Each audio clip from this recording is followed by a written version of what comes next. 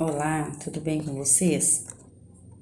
Nós vamos falar um pouco sobre os europeus que disputam o mundo atlântico. Nos séculos 17, os holandeses eles invadiram o Nordeste brasileiro 2 vezes. Essas invasões estão relacionadas às disputas por poder e riquezas entre Espanha, Portugal e Holanda. No século XVI, o Império Espanhol ele era imenso e possuía colônias em vários continentes, entre elas os Países Baixos espanhóis, região que era rica, e de maioria protestantes. É um território, que corresponde hoje à Holanda e à Bélgica. E em 1580, o Império Espanhol ele aumentou ainda mais.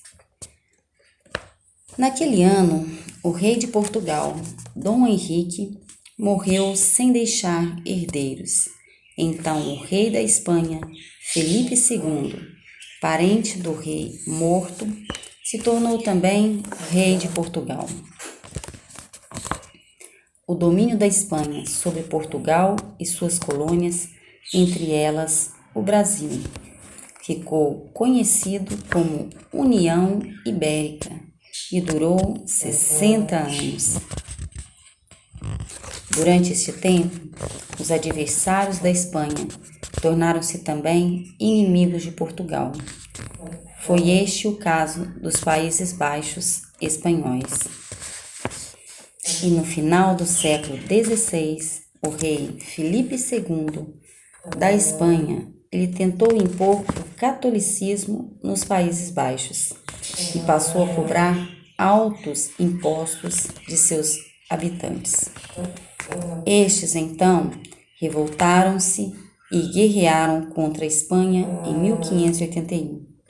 Declararam a sua independência, formando um novo país, a Holanda.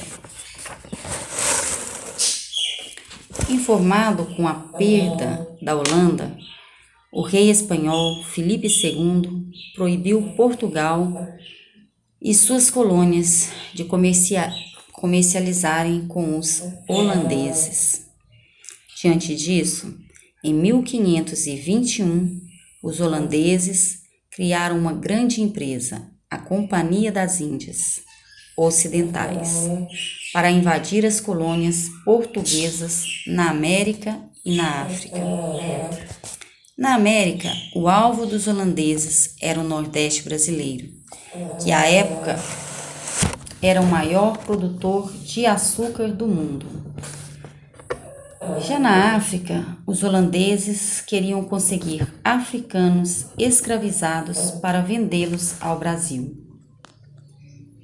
Assim, os holandeses lucrariam com a venda de açúcar e o comércio de escravos. A primeira invasão holandesa ela ocorreu na Bahia, capitania com grande número de engenhos de açúcar. Os holandeses chegaram a Salvador em 1524, com 26 navios e 3.300 homens e 450 canhões. Prenderam o governador português, conquistaram a cidade sem muita dificuldade. A população da cidade ela retirou-se para o interior e de lá organizou a resistência. Uma das táticas dos luso-brasileiros foi a Guerra das Emboscadas. Os habitantes da Bahia saíam da mata em pequenos grupos e atacavam os holandeses de surpresa. Os espanhóis, por sua vez, eles enviaram a Salvador uma esquadra com 52 navios e mais de 12.000 homens para combater os holandeses. Pressionados por mar e por terra, os holandeses se renderam. 2 anos depois de invadirem a Bahia, os holandeses voltaram a Salvador, saquearam suas riquezas e, na volta para a Holanda, prenderam navios espanhóis carregados de prata que seguiam para a Espanha. Essa riqueza ajudou-os a financiar a segunda invasão. Em 1630, navios e canhões holandeses entraram de novo em águas brasileiras, dessa vez para invadir Pernambuco, o maior produtor mundial de açúcar na época. Os holandeses conquistaram Olinda e Recife com relativa facilidade.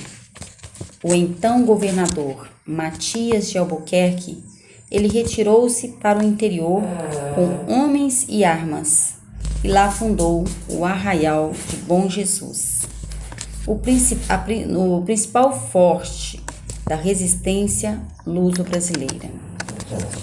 No entanto, com o apoio de alguns moradores, entre eles Domingos Fernandes Calabar, que guiou os holandeses, eles progrediram, conquistaram o Rio Grande do Norte, a Paraíba e o Arraial de Bom Jesus, no interior de Pernambuco.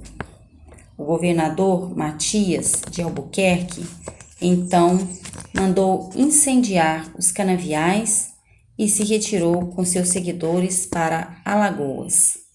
Antes, porém, conseguiu prender Calabar e mandou executá-lo. A guerra deixou atrás de si um rastro de destruição. Para reerguer e administrar as áreas conquistadas pelos holandeses, a Companhia das Índias Ocidentais enviou ao Brasil o conde João Maurício de Nassau. Como governador do Brasil holandês, Nassau adotou uma política baseada em 3 pontos. Empréstimos, foi o primeiro deles, aos senhores de engenho luso-brasileiros para que recuperassem suas lavouras e comprassem escravos. Melhoramentos em Recife, calçamentos de ruas, abertura de canais, construção de pontes, jardins e hospitais.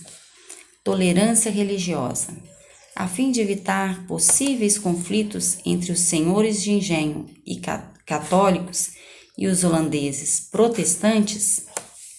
Durante seu governo, Nassau promoveu a conquista de portos de fornecimento de escravos na África e estendeu a dominação holandesa de Sergipe ao Maranhão. No Recife, Nassau também ordenou a construção de uma ponte ligando o antigo porto à ilha de Antônio Vaz e esta ao continente. Esta ilha criou um jardim botânico, um zoológico e construiu o Palácio de Friburgo, residência do governador e sede do governo. O lugar onde essas obras foram feitas recebeu o nome de Cidade Maurícia, atualmente bairro de Santo Antônio. Nassau trouxe consigo para o Nordeste cientistas como George Marggraf, Willem Piso e pintores como Alberto e Franz Post, o mais conhecido dos pintores vindos com Nassau. Quando Franz Post chegou ao Brasil em 1624, tinha 24 anos e já trazia um aprendizado sobre a arte de pintar paisagens. Seus quadros retratando paisagens brasileiras, revelam vários aspectos da vida no Nordeste do século XVII. Vegetação, arquitetura, construções, vestimentas, costumes. Além disso, eles demonstram um impacto que a natureza tropical teve sobre o artista, acostumado com uma luminosidade e uma paisagem muito diferentes. Várias de suas obras hoje pertencem a importantes museus brasileiros ou mesmo estrangeiros, numa época em que a produção artística colonial quase só abordava temas religiosos. A obra de Post permite uma visão mais ampla da realidade brasileira daquela época. Albert, outro artista holandês, trazido por Nassau, aqui viveu entre 1637 a 1644. Sua obra se destaca pelos retratos dos tipos humanos brasileiros, índios, negros e mestiços, compondo um interessante painel. Muitos dos seus desenhos, especialmente naturezas mortas, serviram de base para a execução de grandes peças de tapeçarias executadas na França, usando para enfeitar as paredes dos palácios e residências na Europa. Tanto nas obras originais como nessas tapeçarias chamam a atenção os elementos exóticos, demonstrando a visão que os europeus tinham do Novo Mundo. Enquanto os holandeses multiplicavam seus lucros no Brasil, os portugueses responsabilizavam a União com a Espanha pela situação crítica que se encontravam economicamente. Então, pegaram em armas contra a Espanha e em 1640 conseguiram libertar-se do domínio espanhol. O episódio ficou conhecido como Restauração. O rei Dom João IV, ele assumiu o trono português e, no ano seguinte, firmou com a Holanda um acordo de paz por 10 anos. Enquanto isso, no Brasil, a Companhia das Índias Ocidentais exigia que Nassau cobrasse o dinheiro emprestado aos senhores de engenho e restringisse o crédito dado a eles. Além disso, proibiu a livre prática da religião católica. Vendo-se pressionado pela companhia, Nassau deixou o Brasil em 1644. Os holandeses, então, começaram a confiscar terras dos senhores de engenho, que não conseguiam saldar as suas dívidas. E os senhores de engenho reagiram, rompendo aliança com os holandeses e juntando-se à resistência luso-brasileira. Teve início, assim, a Insurreição Pernambucana, em 1645, nome dado à luta pela expansão dos holandeses. As principais batalhas das tropas luso-brasileiras contra os holandeses foram as batalhas de Guararapes, em 1648, e outra em 1649, que ambas vencidas pelos lusos brasileiros. Animado pela vitória em Guararapes, o governo português enviou a Pernambuco uma frota de guerra. Atacados por terra e por mar, os holandeses foram vencidos na Campina da Taborda em 1654. Eles deixaram o país. Forçados a deixar o Nordeste brasileiro, os holandeses levaram para as Antilhas as técnicas de produção de açúcar. E como os holandeses possuíam uma grande frota naval, a experiência comercial, em pouco tempo, o açúcar antilhano passou a disputar com o açúcar brasileiro a liderança no mercado europeu.